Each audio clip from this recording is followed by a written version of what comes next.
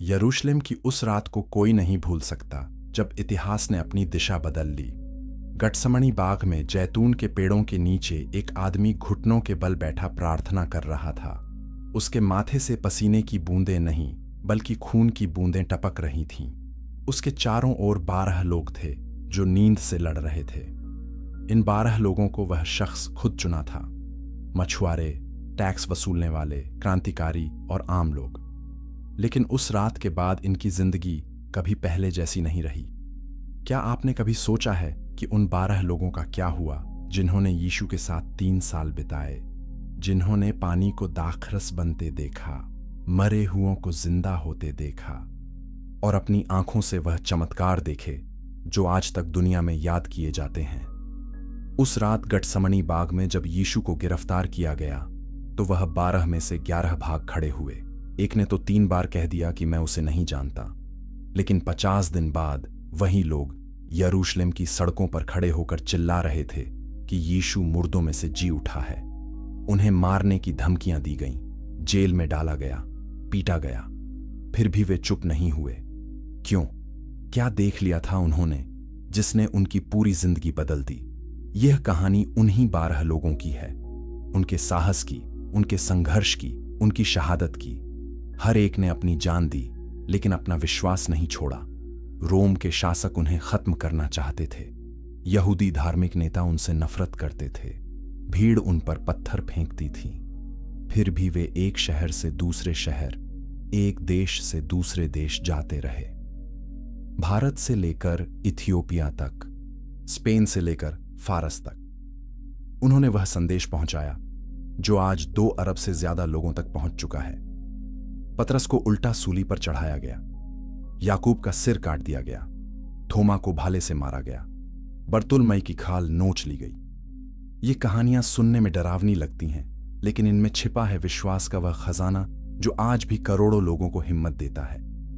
आज हम उन 12 में से हर एक की कहानी सुनेंगे, उनके आखिरी दिनों की, उनकी आखिरी बातों की और उस विरासत की जो उन्होंने हमारे लिए छोड़ी। लेकिन पहले यह समझना जरूरी है कि वे कौन थे। साइमन पतरस, मछुआरा जिसे यीशु ने चट्टान कहा, अंद्रियास, पतरस का भाई जो सबसे पहले यीशु के पास आया, याकूब और यूहन्ना, जब्दी के बेटे जिन्हें यीशु ने गरज के पुत्र कहा, फिलिप्पुस जो हमेशा सवाल पूछता था, बरतुलमई जिसे नथनेल भी कहते हैं, थोमा जिसने शक किया लेकिन फिर सबसे पक्का विश्वासी बन गया, मत्ती जो टैक्स वसूलता था और लोग उससे नफरत करते थे, याकूब छोटा जो शांत और सीधा था, थद्दयुस जिसे यहूदा भी कहते हैं, शमौन जो पहले क्रांतिकारी था और यहूदा इस्करियोती जिसने गद्दारी की। 12 अलग अलग लोग, 12 अलग अलग कहानियां, लेकिन एक ही मकसद। जब यीशु को सूली पर चढ़ाया गया तो वे सब टूट गए। उन्हें लगा सब खत्म हो गया। 3 दिन तक वे डर के मारे एक कमरे में छिपे रहे, दरवाजे बंद कर लिए। सोचा कि अब उन्हें भी पकड़ लिया जाएगा, लेकिन तीसरे दिन सब कुछ बदल गया। यीशु उनके सामने खड़ा था, जिंदा, और उसी पल से उनकी जिंदगी का मकसद साफ हो गया। अब उन्हें पूरी दुनिया को यह बताना था। अगले 40 दिन यीशु उनके बीच रहा, उन्हें सिखाता रहा, समझाता रहा, और फिर एक दिन वह उनके सामने से ऊपर उठता चला गया। आसमान में उसने कहा था कि 10 दिन में तुम्हें एक ताकत मिलेगी, पवित्र आत्मा की ताकत। और वैसा ही हुआ। पिंतेकुस्त के दिन वे सब एक जगह इकट्ठे थे। अचानक आसमान से एक आवाज आई जैसे तेज हवा चल रही हो। आग की लपटें उनके सिरों पर आकर ठहर गईं और वे सब अलग अलग भाषाओं में बोलने लगे। बाहर हजारों लोग इकट्ठे थे, अलग अलग देशों से आए हुए, और हर एक अपनी भाषा में उन्हें परमेश्वर की बातें सुन रहा था। पतरस ने उस दिन एक भाषण दिया, वही पतरस जो 50 दिन पहले डर के मारे यीशु को नकार चुका था। उसने 3000 लोगों को समझाया कि यीशु ही मसीहा है, और उस दिन 3000 लोगों ने विश्वास किया। यह तो बस शुरुआत थी। अगले कुछ सालों में यरूशलेम में हजारों लोग मसीही बन गए। लेकिन जैसे जैसे संख्या बढ़ी, सताव भी बढ़ने लगा। यहूदी नेता गुस्से में थे, रोमी सरकार परेशान थी, और फिर शुरू हुआ वह द्वार जिसमें एक एक करके हर चेला शहीद हो गया। आइए अब हम हर एक की कहानी विस्तार से जानें। उनके आखिरी दिनों में क्या हुआ, उन्होंने कैसे अपनी जान दी और क्यों आज भी उनकी कहानियां हमें प्रेरणा देती हैं। अगर आप बाइबल के इतिहास में दिलचस्पी रखते हैं तो इस चैनल को सब्सक्राइब जरूर करें, क्योंकि हम आपके लिए ऐसी ही रोचक कहानियां लाते रहते हैं। और हां, अगर यह शुरुआत आपको पसंद आई है तो लाइक बटन दबाना मत भूलिएगा। आगे की कहानी और भी रोमांचक है। अध्याय 2। पतरस, चट्टान जो टूटा और फिर मजबूत बना। साइमन को सब मछुआरा कहते थे। गलील झील के किनारे पैदा हुआ, सीधा साधा आदमी। जब यीशु ने उसे पहली बार देखा तो कहा, तुम्हारा नाम अब पतरस होगा। पतरस का मतलब है चट्टान, लेकिन पतरस कोई चट्टान जैसा नहीं लगता था। वह जल्दी गुस्सा हो जाता था, बिना सोचे समझे बोल देता था। एक बार तो यीशु को टोक भी दिया, कहा कि आप मरने की बात मत कीजिए। यीशु ने उसे झिड़क दिया, कहा, शैतान मेरे पीछे हट, तू मेरे काम में रोड़ा है। लेकिन पतरस यीशु से बहुत प्यार करता था। वह यीशु के सबसे करीबी 3 चेलों में से एक था। जब यीशु ने पहाड़ पर अपनी असली महिमा दिखाई तो पतरस वहां था। जब यीशु ने याइरूस की बेटी को जिंदा किया तो पतरस वहां था। गठसमनी बाग में भी पतरस यीशु के पास था। उस रात जब यीशु को गिरफ्तार किया गया तो पतरस ने तलवार निकाल ली। महायाजक के नौकर के कान पर वार किया। यीशु ने उसे रोक दिया, कहा कि जो तलवार उठाएगा वह तलवार से मरेगा। पतरस यीशु के पीछे पीछे महायाजक के घर तक गया। वहां बाहर आग के पास खड़ा हो गया। तभी एक नौकरानी ने उसे पहचान लिया। कहा, तुम भी तो उसके साथ थे। पतरस ने इनकार कर दिया, कहा, मैं नहीं जानता तुम क्या कह रही हो। फिर दूसरी बार किसी ने पहचाना। पतरस ने फिर इनकार किया। तीसरी बार जब लोगों ने कहा कि तुम्हारी बोली से तो लगता है तुम गलील के हो, तो पतरस ने कसम खाकर कहा, मैं उस आदमी को नहीं जानता। और उसी वक्त मुर्गे ने बांग दी। यीशु ने मुड़कर पतरस की तरफ देखा और पतरस को याद आया कि यीशु ने कहा था, आज मुर्गे की बांग से पहले तुम 3 बार मेरा इनकार करोगे। पतरस बाहर गया और फूट फूट कर रोया। 3 दिन बाद जब यीशु जी उठा तो पतरस शर्म से भरा हुआ था। उसे लगा यीशु अब उससे बात नहीं करेगा, लेकिन यीशु ने खुद उसे बुलाया। गलील झील के किनारे उसने पतरस से 3 बार पूछा, क्या तुम मुझसे प्यार करते हो? हर बार पतरस ने कहा, हाँ प्रभु, आप जानते हैं मैं आपसे प्यार करता हूं। और हर बार यीशु ने कहा, तो मेरी भेड़ों को चरा, मेरे मेमनों को खिला। यीशु ने पतरस को एक और मौका दिया, उसे बहाल कर दिया, उसे फिर से अपना चेला बना लिया और पतरस की जिंदगी बदल गई। पिंतेकुस्त के दिन जो पतरस खड़ा होकर बोला वह पुराने पतरस से बिल्कुल अलग था। अब वह साफ बोल रहा था, बेझिझक बोल रहा था, बोल्ड था। उसने यहूदी नेताओं से कहा, आप लोगों ने यीशु को सूली पर चढ़ाया, लेकिन परमेश्वर ने उसे जिंदा किया। वह मसीहा है, उसके नाम में ही उद्धार है। यहूदी नेता गुस्से में आ गए। उन्होंने पतरस और यूहन्ना को पकड़ लिया, जेल में डाल दिया। अगले दिन जब उन्हें सांहेड्रिन के सामने लाया गया तो उन्होंने धमकी दी, कहा, आगे से यीशु के नाम का प्रचार मत करना। पतरस ने साफ कह दिया, हम तो वही बोलेंगे जो हमने देखा और सुना है। आप ही बताइए, क्या यह सही है कि हम परमेश्वर की बजाय आपकी सुने? उन्हें छोड़ दिया गया, लेकिन मार पीट कर। पतरस ने सताव को खुशी से लिया, कहा, हम इस योग्य ठहरे कि यीशु के नाम के लिए बेइज्जत हों। अगले कई सालों में पतरस यरूशलेम की कलीसिया का अगुआ बना। उसने यहूदियों के बीच प्रचार किया। फिर परमेश्वर ने उसे कुरनेलियुस नाम के एक रोमी अधिकारी के पास भेजा। पतरस को लगता था कि सुसमाचार सिर्फ यहूदियों के लिए है, लेकिन परमेश्वर ने उसे दर्शन दिखाया, समझाया कि गैर यहूदी भी बचाए जा सकते हैं। पतरस ने कुरनेलियुस और उसके पूरे परिवार को बपतिस्मा दिया। यह मसीहियत के इतिहास का टर्निंग पॉइंट था। समय के साथ सताव बढ़ता गया। राजा हेरोदेस ने याकूब को मार डाला, फिर पतरस को भी पकड़ लिया, उसे जेल में डाल दिया। 16 सिपाहियों की पहरेदारी में 2-2 सिपाहियों की 4 पहरेदारियां। हेरोदेस चाहता था कि फसह के बाद वह पतरस को भीड़ के सामने पेश करे, लेकिन उस रात कलीसिया पतरस के लिए प्रार्थना कर रही थी। आधी रात को एक स्वर्गदूत जेल में आया। पतरस की जंजीरें खुल गईं। स्वर्गदूत उसे बाहर ले गया। पहरेदार सो रहे थे। जेल के दरवाजे अपने आप खुल गए। पतरस को लगा वह सपना देख रहा है।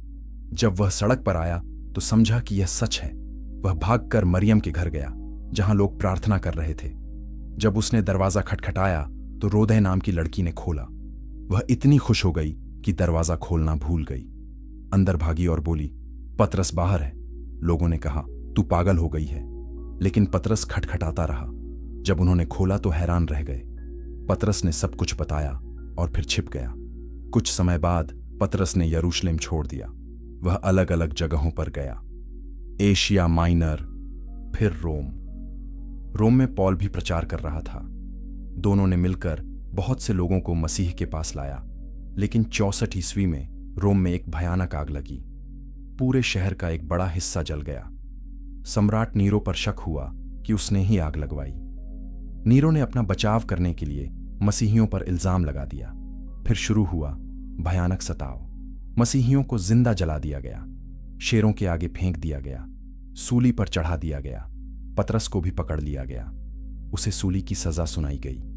लेकिन पतरस ने विनती की, कहा, मैं इस लायक नहीं हूं कि जैसे मेरे प्रभु को सूली दी गई वैसे मुझे दी जाए। मुझे उल्टा चढ़ाओ। और उन्होंने वैसा ही किया। पतरस को उल्टा सूली पर चढ़ाया गया, सिर नीचे, पैर ऊपर। धीरे धीरे उसकी जान निकली। दर्द बहुत था, लेकिन पतरस अंत तक यीशु का नाम लेता रहा।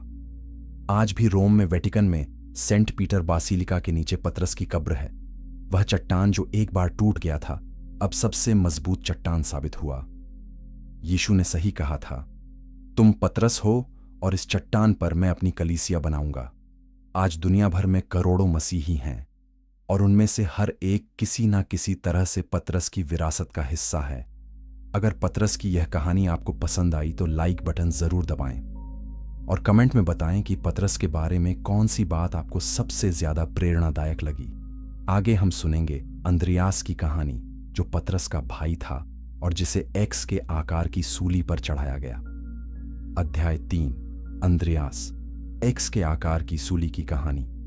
अंद्रियास पतरस का छोटा भाई था। दोनों मछुआरे थे, लेकिन एक बात में अंद्रियास पतरस से आगे था। वह सबसे पहला चेला था जो यीशु के पास आया।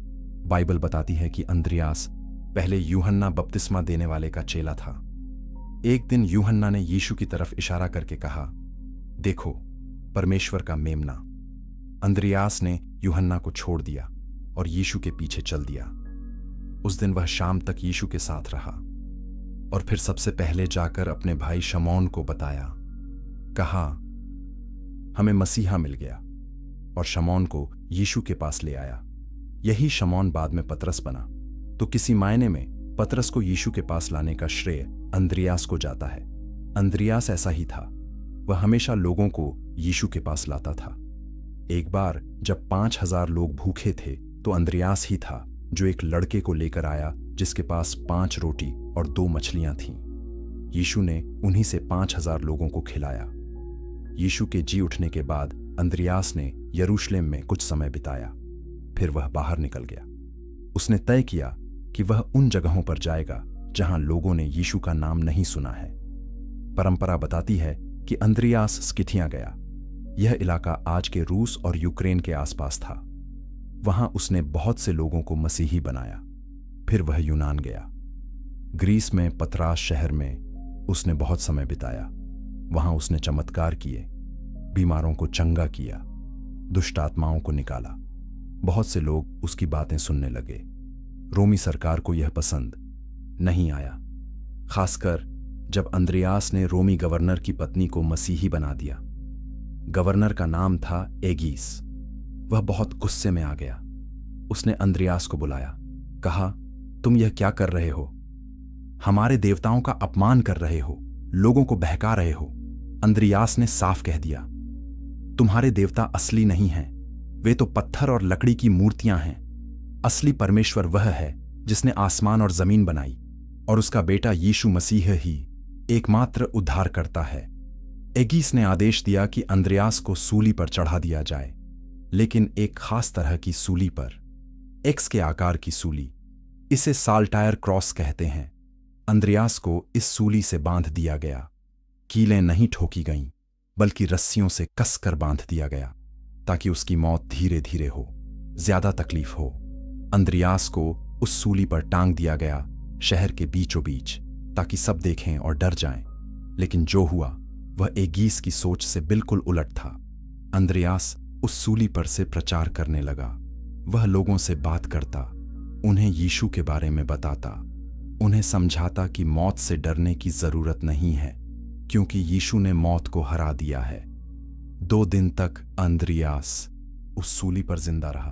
भूख, प्यास, दर्द सब कुछ सहा, लेकिन रुका नहीं। बोलता रहा, प्रार्थना करता रहा। लोग उसे देखने आते, उसकी बातें सुनते। कुछ लोग रोने लगे। उन्होंने कहा, इस आदमी को उतार दो, ये बेगुनाह है। भीड़ इतनी बढ़ गई कि एगीस घबरा गया। उसे लगा कहीं दंगा ना हो जाए। वह खुद आया और आदेश दिया कि अंद्रियास को उतार लो। लेकिन जब सिपाही सूली के पास गए तो अंद्रियास ने प्रार्थना की, कहा, प्रभु यीशु, मुझे उतरने मत दो। मुझे वही मौत दो जो तुझे दी गई।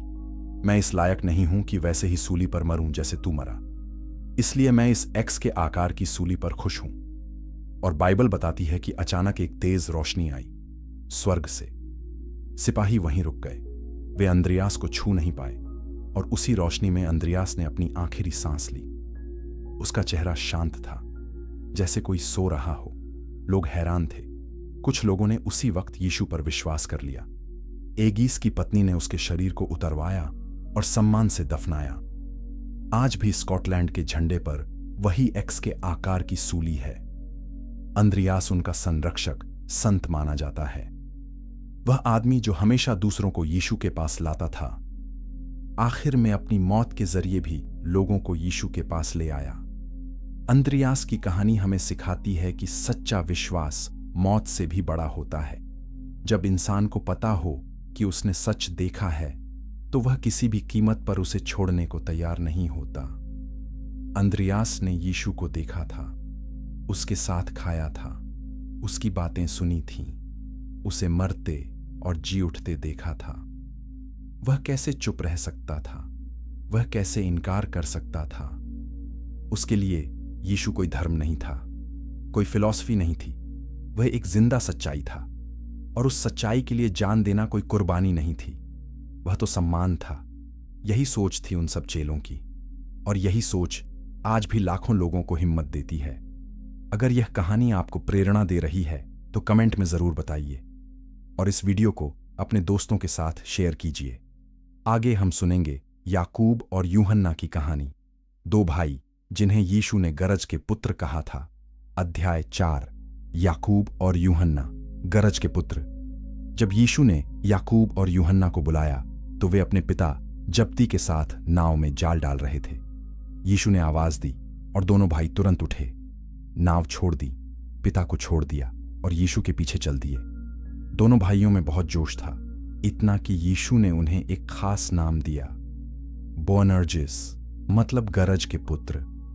एक बार जब किसी गांव के लोगों ने यीशु का स्वागत नहीं किया तो याकूब और यूहन्ना ने कहा, प्रभु, क्या हम कहें कि आसमान से आग गिरे और इन्हें भस्म कर दे? यीशु ने उन्हें डांटा, कहा, तुम नहीं जानते तुम कैसी आत्मा के हो। मैं नाश करने नहीं बल्कि बचाने आया हूं। लेकिन यही जोश बाद में परमेश्वर के काम में बहुत उपयोगी साबित हुआ। याकूब और यूहन्ना यीशु के सबसे करीबी 3 चेलों में थे, पतरस, याकूब और यूहन्ना। जब यीशु ने याइरूस की बेटी को जिंदा किया तो सिर्फ इन तीनों को अंदर ले गया। जब यीशु ने पहाड़ पर अपनी महिमा दिखाई तो ये तीनों ही थे। गठसमनी बाग में भी यीशु इन्हीं तीनों को अपने पास रखना चाहता था। याकूब पहला चेला था जिसे शहीद किया गया। ये घटना प्रेरितों के काम 12 में लिखी है। राजा हेरोदेस अग्रिप्पा यहूदी नेताओं को खुश करना चाहता था। उसने देखा कि मसीहियों को सताने से यहूदी नेता खुश होते हैं, तो उसने याकूब को पकड़वा लिया। बिना कोई मुकदमा, बिना कोई सुनवाई, सीधे आदेश दे दिया कि इसका सिर काट दो तलवार से। याकूब को ले जाया गया। रास्ते में एक घटना हुई। यूसेबियस नाम के एक पुराने इतिहासकार ने लिखा है कि जो आदमी याकूब पर गवाही देने के लिए लाया गया था, जब उसने याकूब का विश्वास देखा तो वह खुद मसीही बन गया। उसने वहीं सबके सामने कहा, मैं भी यीशु मसीह पर विश्वास करता हूं, और उसने याकूब से माफी मांगी। याकूब ने उसे गले लगाया, कहा, शांति तुम्हारे साथ हो, और दोनों को साथ साथ मार डाला गया। 44 ईस्वी की बात है, यीशु के क्रूस पर चढ़ने के लगभग 10 साल बाद। याकूब पहला प्रेरित था जिसने शहादत पाई, लेकिन उसकी कहानी यहीं खत्म नहीं हुई। सदियों बाद एक परंपरा शुरू हुई।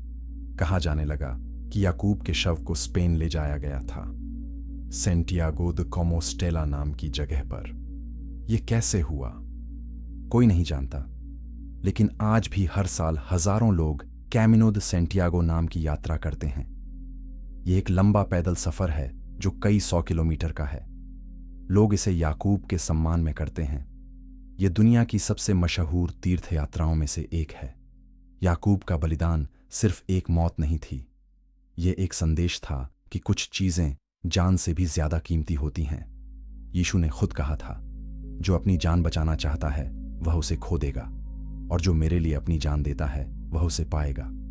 याकूब ने यह सच समझ लिया था। अब बात करते हैं यूहन्ना की, याकूब का भाई, लेकिन उसकी कहानी बहुत अलग है। यूहन्ना एकमात्र चेला था जो यीशु की सूली के पास खड़ा रहा। बाकी सब भाग गए, लेकिन यूहन्ना वहां था, यीशु की मां मरियम के साथ। सूली पर से यीशु ने यूहन्ना से कहा, देख तेरी माता, और मरियम से कहा, देख तेरा बेटा। उस दिन से यूहन्ना ने मरियम की देखभाल की। यूहन्ना को प्रेम का प्रेरित कहा जाता है। वह खुद को यीशु का प्रिय चेला कहता था। आखिरी भोज में वह यीशु के सबसे करीब बैठा था। उसका सिर यीशु की छाती पर था। यीशु के जी उठने के बाद यूहन्ना यरूशलेम की कलीसिया का एक मुख्य स्तंभ बन गया। पौलुस ने गलातियों की पत्री में लिखा है कि पतरस, याकूब और यूहन्ना को कलीसिया के स्तंभ माना जाता था। समय के साथ यूहन्ना ने एफिसुस में अपना घर बसाया। यह शहर आज के तुर्की में है। वहां उसने कलीसिया की अगुवाई की। उसने सुसमाचार लिखा जिसमें यीशु के बारे में गहरी बातें हैं। उसने 3 पत्रियां लिखीं जो बाइबल में शामिल हैं। उन पत्रियों में बार बार एक ही बात आती है, प्रेम। एक दूसरे से प्रेम करो, परमेश्वर प्रेम है। जो प्रेम में रहता है वह परमेश्वर में रहता है। जब यूहन्ना बूढ़ा हो गया तो डोमिशियन सम्राट का शासन था। उसने मसीहियों पर बहुत सताव किया। यूहन्ना को भी पकड़ लिया गया। परंपरा के अनुसार उन्होंने यूहन्ना को मारने की कोशिश की। उसे खौलते हुए तेल में डाल दिया, लेकिन यूहन्ना को कुछ नहीं हुआ। ये चमत्कार देखकर लोग हैरान रह गए। रोमी सरकार को लगा कि इसे मारना मुश्किल है, तो उन्होंने यूहन्ना को एक सुनसान द्वीप पर भेज दिया। द्वीप का नाम था पतमोस। ये ग्रीस के पास एजियन सागर में है।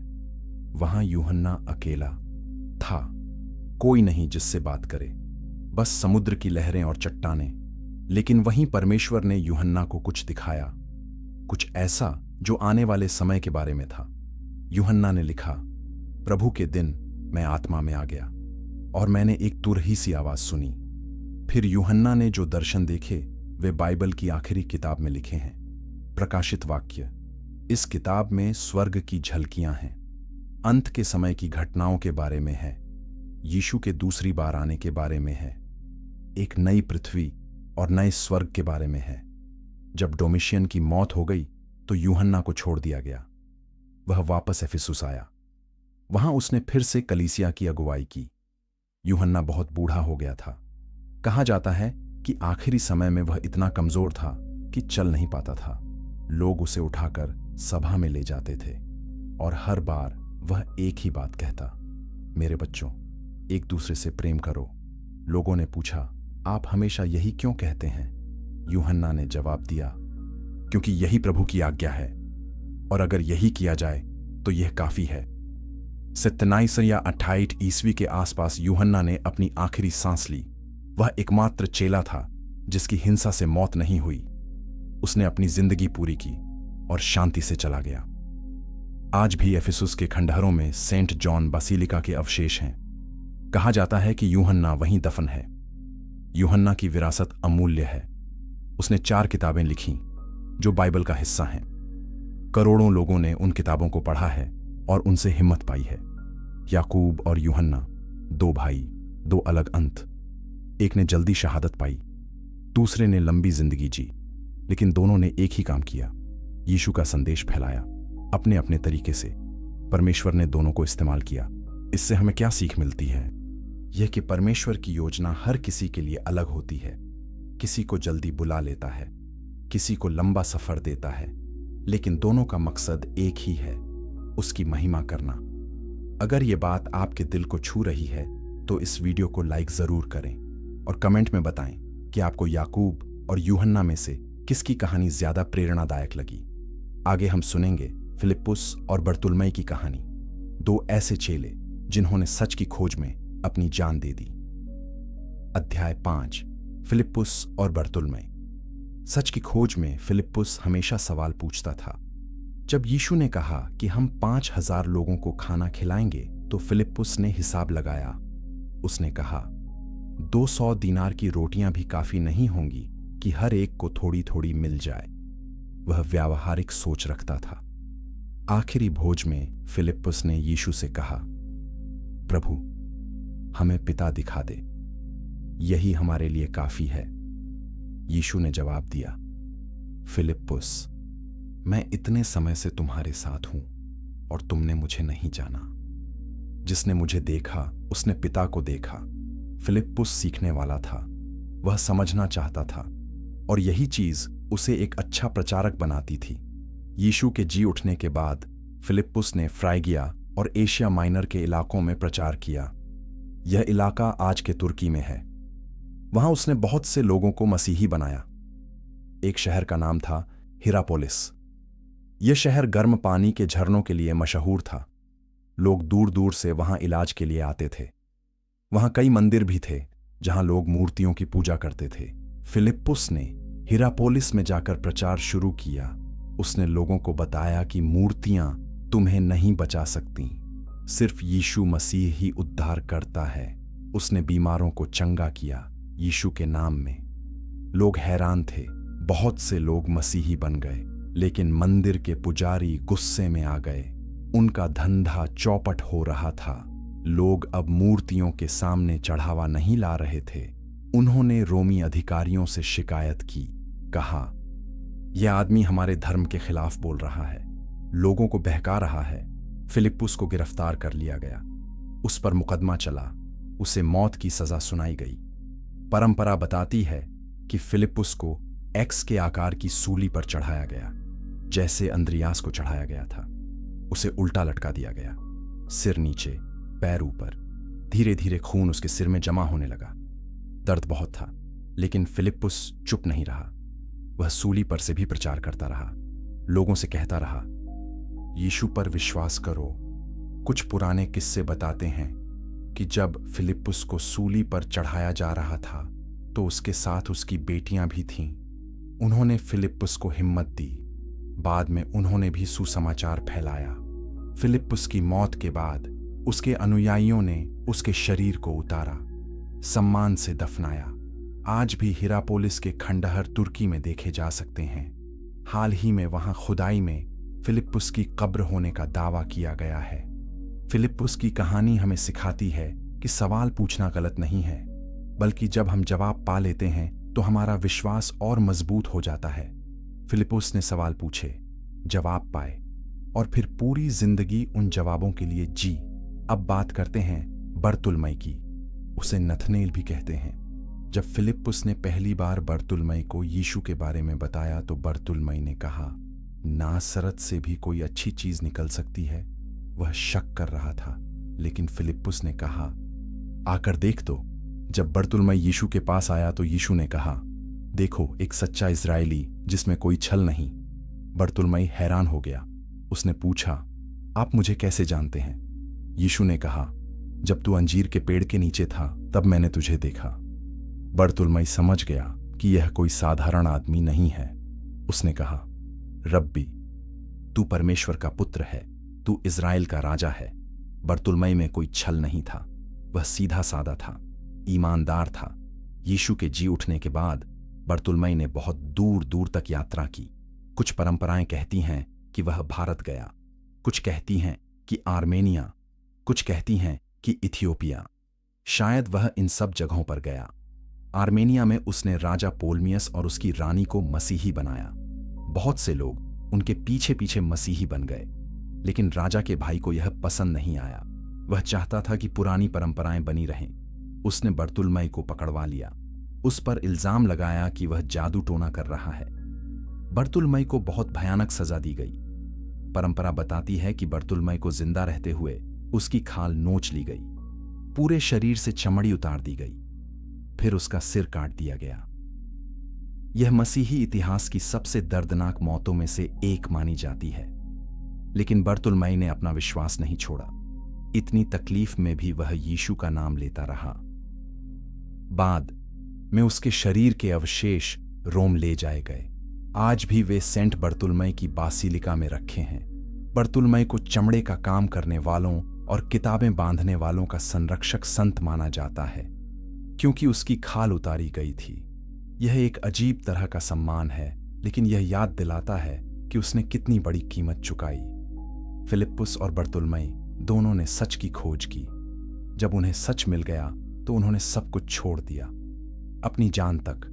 आज हम कितने लोग सच के लिए इतनी बड़ी कीमत चुकाने को तैयार हैं? यह सवाल हम सबसे पूछना चाहिए।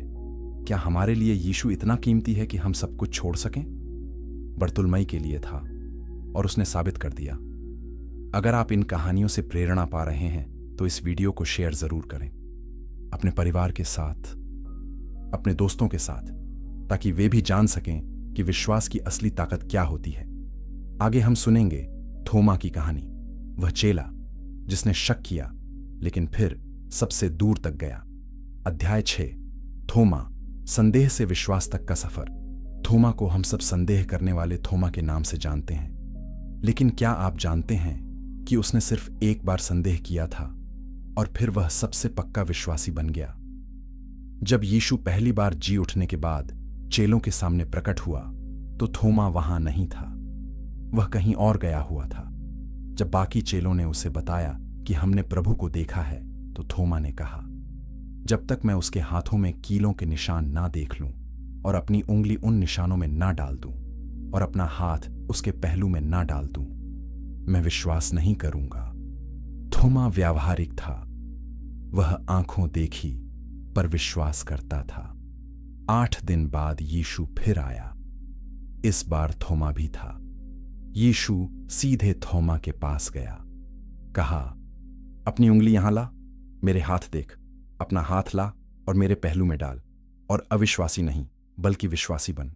थोमा के मुंह से निकला, हे मेरे प्रभु, हे मेरे परमेश्वर। यीशु ने कहा, क्या तूने मुझे देखा है इसलिए विश्वास किया?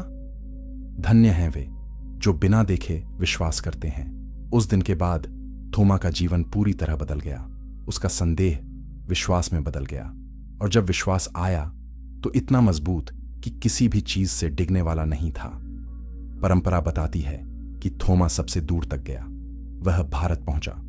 यह उस समय की बात है जब समुद्री रास्ते खुलने लगे थे। व्यापारी भारत और रोम के बीच आते जाते थे। थोमा एक जहाज में बैठकर भारत पहुंचा, केरल के तट पर। आज भी केरल में सेंट थॉमस क्रिश्चियन नाम का एक समुदाय है।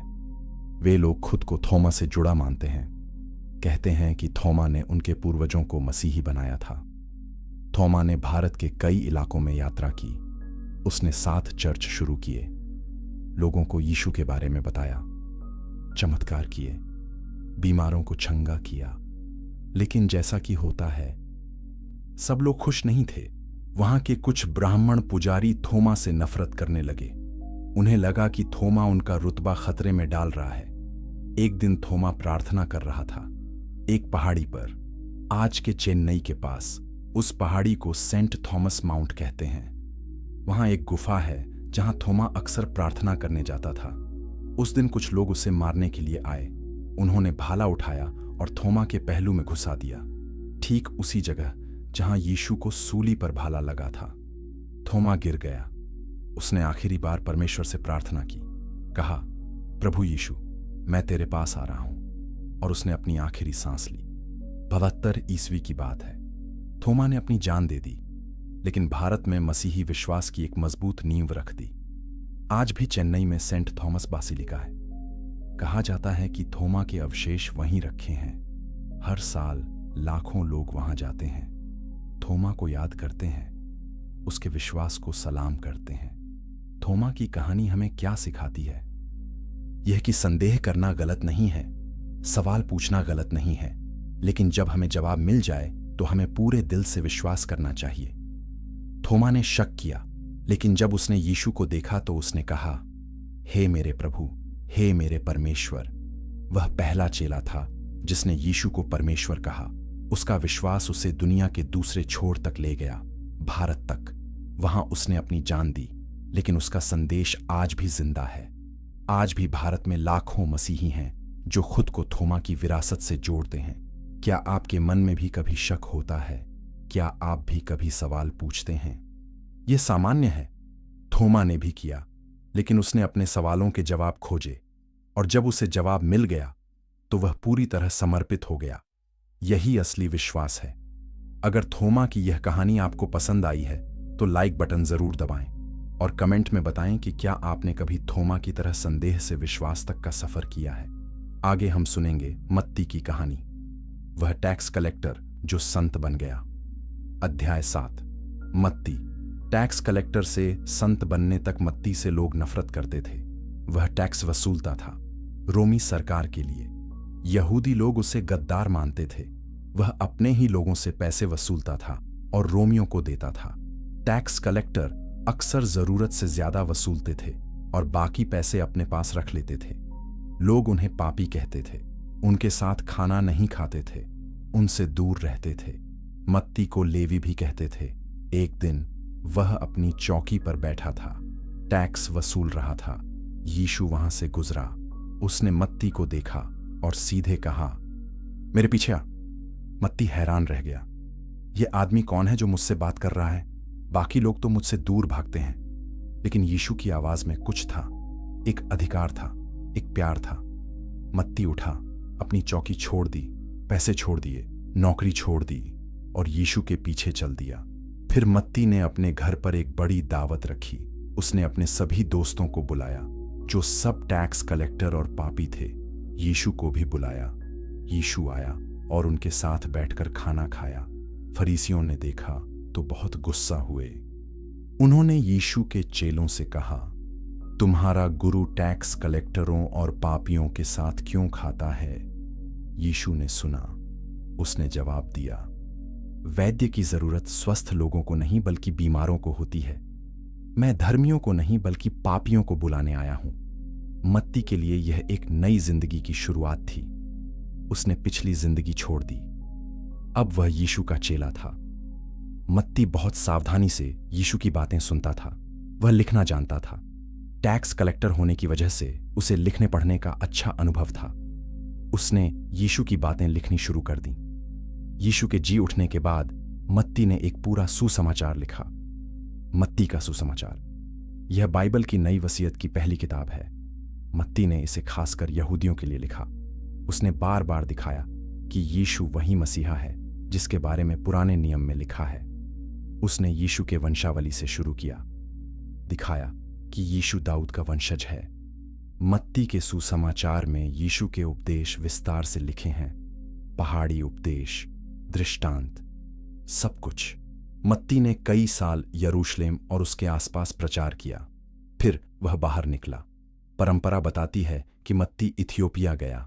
वहां उसने सुसमाचार फैलाया, राजा को मसीही बनाया। बहुत से लोग उसके पीछे पीछे मसीही बन गए। लेकिन जब राजा की मौत हो गई तो नया राजा मसीहियों के खिलाफ हो गया।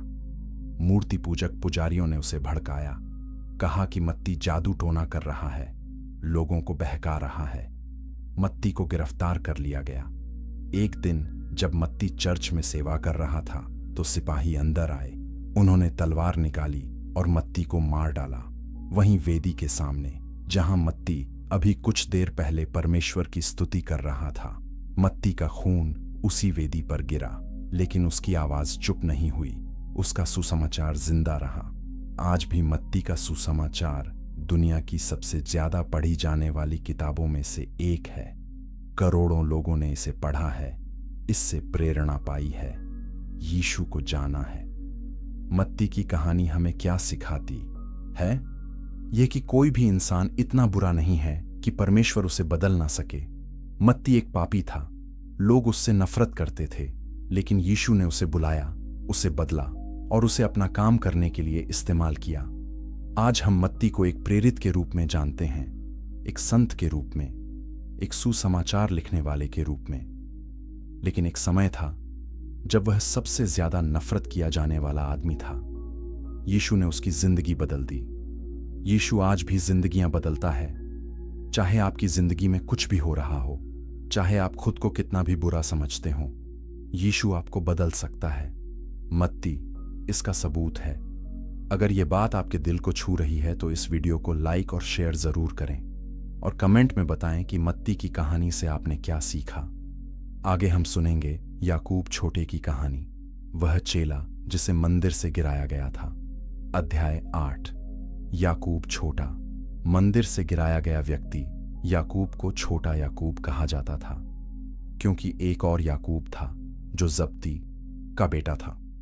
दोनों चेलों का नाम एक जैसा था, इसीलिए एक को बड़ा याकूब और दूसरे को छोटा याकूब कहा जाता था। याकूब छोटा अल्फियस का बेटा था। वह शांत स्वभाव का था, ज्यादा बोलता नहीं था, लेकिन उसका विश्वास पक्का था। बाइबल में उसके बारे में ज्यादा नहीं लिखा है, लेकिन चर्च की परंपराएं बताती हैं कि याकूब छोटा यरूशलेम की कलीसिया का एक महत्वपूर्ण अगुआ था। कुछ लोग मानते हैं कि याकूब छोटा और याकूब प्रभु का भाई एक ही व्यक्ति हैं।